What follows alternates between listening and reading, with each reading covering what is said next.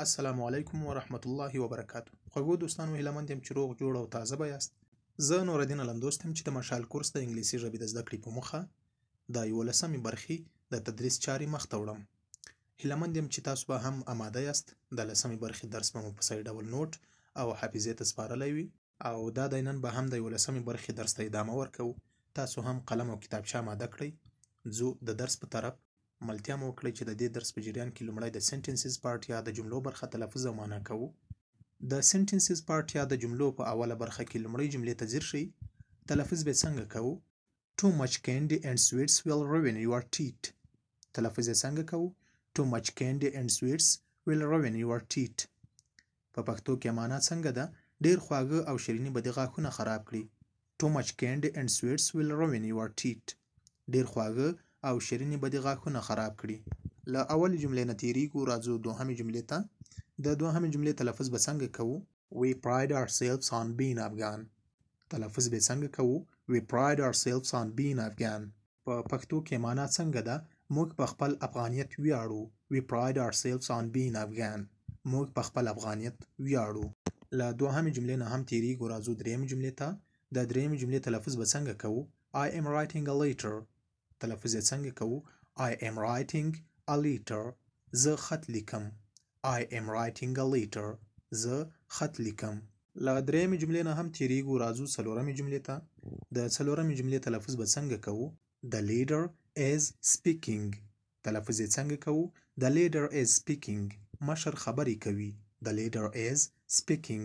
مشر خبرې کوي. راځو پنځمې جملې ته. د پنځمې جملې تلفظ به څنګه کوو؟ Children are playing. تلفظ به څنګه کوو؟ Children are playing. ماشومان لوبې کوي. Children are playing. ماشومان لوبې کوي. نو خوږو دوستانو، د سنټنسز پارت یا د جملو لومړۍ برخه همدومره وه چې تلفظ او معنا مو کړه. ځو د جملو دوهمې برخې ته ملتیا مو وکړئ.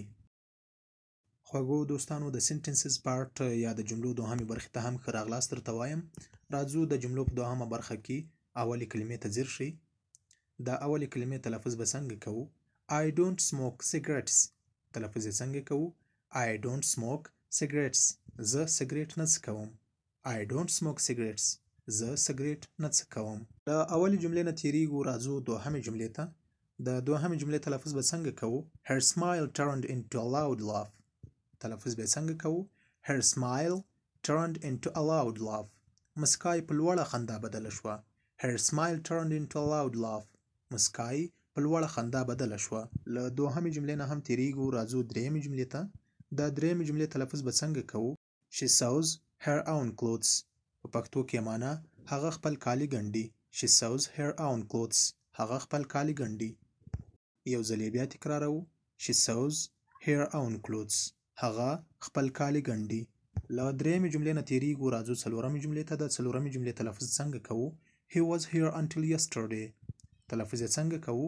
He was here until yesterday. هغه تر پرونه دلته و. He was here until yesterday. هغه تر پرونه دلته و. له څلورمې جملې نه هم تیریږو، راځو پنځمې یا د پای جملې ته. د پنځمې جملې تلفظ به څنګه کوو؟ I have heard this story before. تلفظ یې څنګه کوو؟ I have heard this story before. دا کیسه مې مخکې اورېدلې ده. I have heard this story before. دا کیسه مې مخکې اورېدلې ده.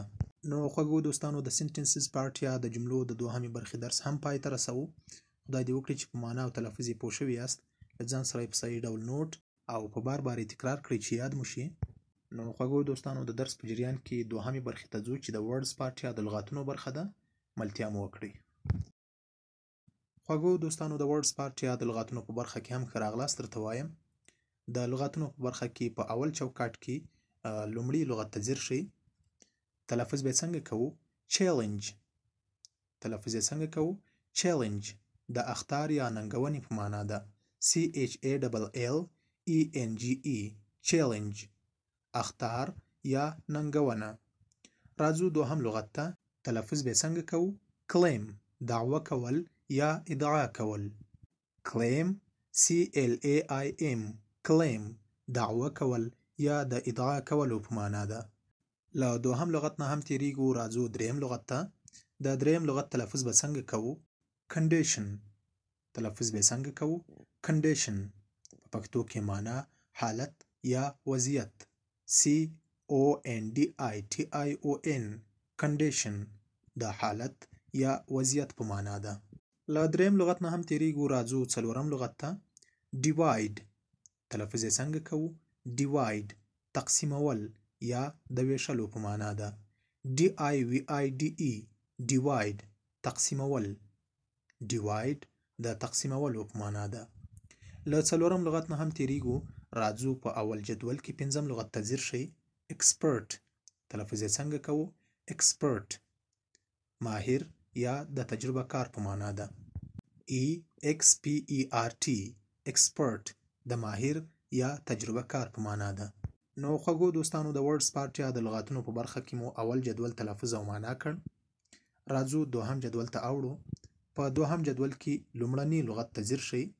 famous تلفظ یې څنګه کوو؟ famous مشهور یا نوموتی.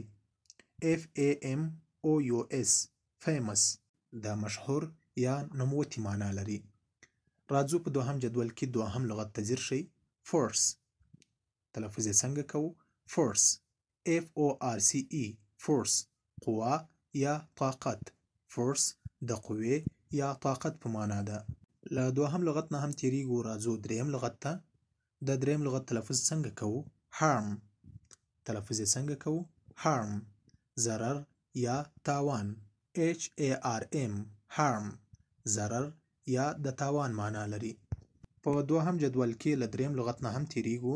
راځو څلورم لغت ته. د څلورم لغت تلفظ به څنګه کوو؟ lay په پښتو کې معنا غځېدل یا څملاستل. lay غځېدل یا د څملاستلو په معنا ده. LAY lay غځېدل یا څملاستل. له څلورم لغت نه هم تیریږو. راځو په دوهم جدول کې د پای لغت ته. peace تلفظ یې څنګه کوو؟ peace په پښتو کې معنا څنګه ده؟ سوله یا صلح. PEACE peace د سولې یا صلح په معنا ده. نو خوږو دوستانو د ورډز پارټ یا د لغاتونو برخه هم په همدې ځای پای ته رسوو. هیله مند یم چې په معنا او تلفظ یې پوه شوي یاست. او د دې درس په جریان کې درېیمې برخې ته اوړو چې هغه د ګرامر یا ګرامر برخه ده. د ګرامر په برخه کې هم یو تعریف راخلو او وروسته بیا د درس لړۍ را لنډوو. راسره پاتې شئ. نو خوږو دوستانو د ګرامر پارټ یا ګرامر برخې ته هم ښه راغلاست درته وایم. او نن د ګرامر په برخه کې نیمه غږ لرونکي توري یا semi vowel letters تعریفوو. semi vowel letters these letters also can make sound in the words تلفظ یې څنګه کوو؟ semi vowel letters these letters also can make sound in the words په پښتو کې معنا څنګه کوو؟ نیمه غږ لرونکي توري دغه توري کولی شي په کلماتو کې غږ تشکیل کړي. semi vowel letters these letters also can make sound in the words نیمه غږ لرونکي توري دغه توري کولی شي په کلماتو کې غږ تشکیل کړي. نو خوږو دوستانو دا و د ګرامر په برخه کې د semi vowel letters یا نیمه غږ لرونکي توري تعریف. خدای دې وکړي چې په تلفظ او معنا یې پوه شوي یاست. درسره نوټ یې کړئ. له ځان سره هم په بار بار تکرار کړئ چې یاد مو شي. نور د مشال کورس د 11مې برخې درس پای ته رسوو. له تاسو نه هم یوه نړۍ مننه کوم چې تر اوسه پورې راسره واست. خپل قیمتي وخت مو راسره مصرف کړ. او دا چې د دې درسي ویډیو اړوند نورې درسي ویډیوګانې مو هم اپلوډ کړي دي. کولی شئ چې هغو ته هم لاړ شئ، مطالعه یې کړئ. او تاسو که په سوشل میډیا باندې کوم ملګري لرئ هغو سره هم دا ویډیوګانې شریک کړئ تر څو هغه هم تر ډیره پورې له انګلیسي ژبې سره بلدتیا ترلاسه کړي. او د مشال کورس ټولې درسي ویډیوګانې چې اپلوډ شوي دي تر پایه یې راسره تعقیب کړي. نو خوږو دوستانو د وخت د کمي له وجې خپلو خبرو ته خاتمه ورکوم. تر بیا چې په 12مه درسي ویډیو کې ستاسو په خدمت کې حاضرېږم. لوی الله جل جلاله ته مو سپارم. هر چېرته چې یاست خوشحال، کامیاب او تازه اوسئ.